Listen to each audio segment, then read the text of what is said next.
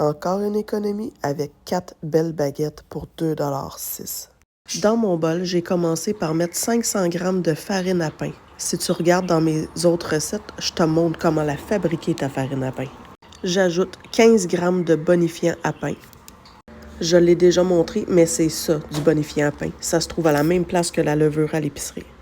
Ensuite, 14 g de sucre, 8 g de sel, 8 g de levure sèche instantanée, une cuillère à table de beurre.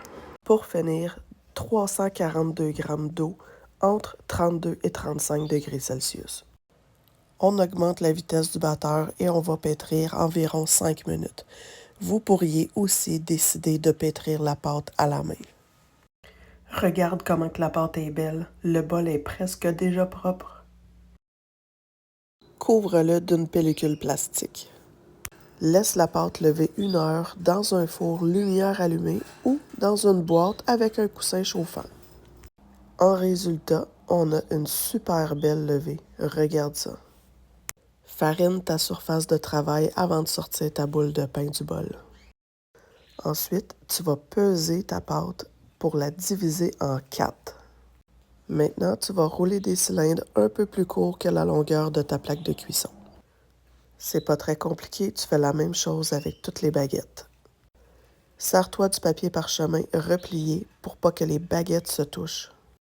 Avec une lame, viens faire environ 4 incisions en diagonale par baguette. Mélange un œuf avec un petit peu de lait et badigeonne chacune de tes baguettes. Tu peux aussi décider de mettre des graines de sésame sur une, ou même des épices italiennes.